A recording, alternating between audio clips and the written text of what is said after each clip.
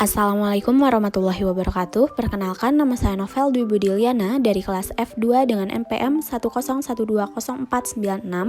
Di sini saya membuat video ini untuk memenuhi tugas EAS mata kuliah perilaku konsumen. Yang pertama yang akan kita bahas yaitu tentang latar belakang teknologinya itu sendiri. Teknologi pada saat ini telah berubah. Internet merupakan penyebab terjadinya perubahan dan perkembangan teknologi dan industri. Dimulai dari teknologi mekanis dan elektronik ke teknologi digital dan teknologi mobile. Dengan adanya teknologi digital yang telah merambah dari semua bidang pekerjaan, bisnis, dan merubah tatanan kehidupan masyarakat dunia. Seiring dengan berkembangnya teknologi internet, makin berkembang pula teknologi website. Jika pada awalnya cukup dengan halaman statis, pada saat ini suatu website telah menjadi kaya akan fiturnya. Teknologi digital juga menjadi platform utama di sektor perdagangan.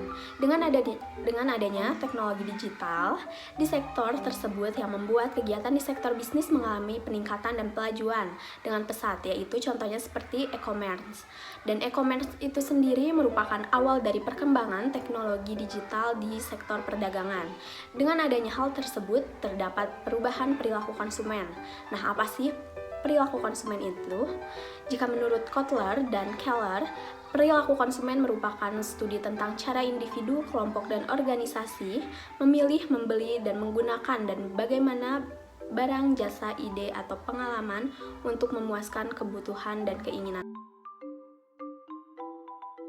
Perilaku konsumen adalah sejumlah aktivitas nyata individu yang dipengaruhi oleh sektor internal dan eksternal yang mengarahkan mereka untuk menilai, memilih, dan mendapatkan dan menggunakan barang dan jasa yang diinginkan.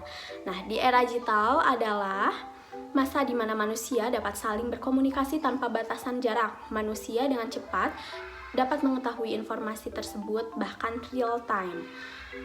Dalam Wikipedia, era digital disebut dalam globalisasi. Di sini kita akan membahas jenis perilaku konsumen. Perilaku konsumen dapat dibagikan menjadi dua, yaitu bersifat rasional dan irasional.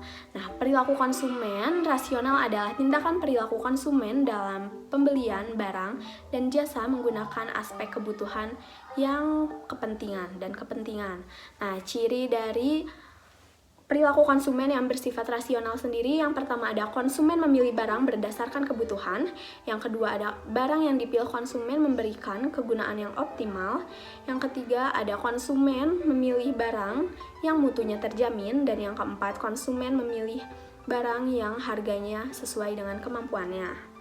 Nah, yang kedua yaitu perilaku konsumen bersifat irasional, yang artinya perilaku konsumen yang mudah terpengaruh oleh diskon atau promosi dari suatu produk tanpa mengutamakan aspek kebutuhan atau kepentingan. Nah, ciri-ciri dari konsumen yang bersifat irasional ini sendiri yaitu yang pertama, konsumen mudah tertarik dengan iklan dan promosi di media cetak atau elektronik. Nah, yang kedua ada konsumen memilih barang yang bermerek atau branded yang sudah mulai terkenal luas. Yang ketiga ada konsumen memilih barang berdasarkan gengsi atau prestige.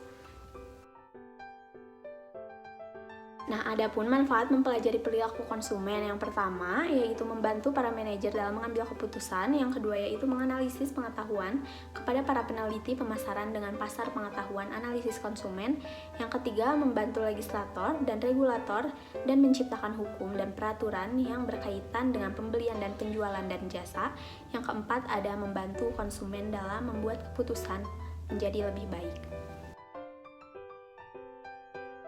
Lalu masuk ke perilaku konsumen di era digital. Keberadaan internet dan kemajuan teknologi memberikan konsekuensi tidak hanya pada perubahan gaya hidup modern, namun juga merubah perilaku konsumen dalam melakukan aktivitas. Yang pertama ada menetapkan standar. Menetapkan standar ini, konsumen membandingkan semua brand yang dikonsumsi, tidak peduli industri dan produk manapun. Mereka membandingkan tidak hanya produk, tetapi berbagai macam elemen suatu brand, yaitu seperti layanan, kualitas, dan kepuasan pelanggan secara keseluruhan. Nah, yang kedua ada toleransi pelanggan. Toleransi pelanggan ini melalui media sosial, membuat Pelanggan jauh lebih mudah untuk mengeluh tentang layanan yang buruk, kualitas produk yang tidak sesuai. Hal ini membuat perusahaan semakin sulit untuk memuaskan keinginan dan kebutuhan pelanggan. Nah, yang ketiga ada dialog pelanggan. Nah, dialog pelanggan ini konsumen memiliki kemampuan untuk membangun dan menghancurkan brand. Kebanyakan konsumen datang dari ulasan atau pendapat dari orang terdekat seperti teman, keluarga. Tetapi saat ini dikuatkan oleh testimoni di sosial media yang dimiliki perusahaan. Yang keempat yaitu loyalitas. Di era digital ini, harga murah tidak lagi menjadi salah satu daya tarik pelanggan. Sebagai konsumen lebih baik memilih harga produk yang lebih mahal, namun kualitas dan layanannya lebih baik. Yang kelima ada informasi. Konsumen dapat mengakses informasi dan ulasan dalam hitungan detik dengan media yang semakin mudah diakses. Informasi memberikan mereka cukup fakta untuk membuat keputusan pembelian akan suatu produk. Nah, adapun kesimpulannya, teknologi pada saat ini telah berubah. Internet merupakan penyebab terjadinya perubahan dan perkembangan teknologi dan industri. Teknologi digital juga menjadi platform utama di sektor perdagangan. Dengan adanya teknologi digital di sektor tersebut yang membuat kegiatan di sektor bisnis mengalami peningkatan dan melaju pesat, seperti e-commerce. Manusia dapat dengan cepat mengakses informasi tertentu, bahkan real time. Globalisasi yang merupakan proses integrasi internasional yang terjadi karena pertukaran perdagangan dunia, produk, pemikiran, dan aspek kebudayaan yang disebabkan oleh kemajuan infrastruktur telekomunikasi, transportasi, dan internet. Dan perilaku konsumen dibagi menjadi dua, yaitu rasional dan irasional.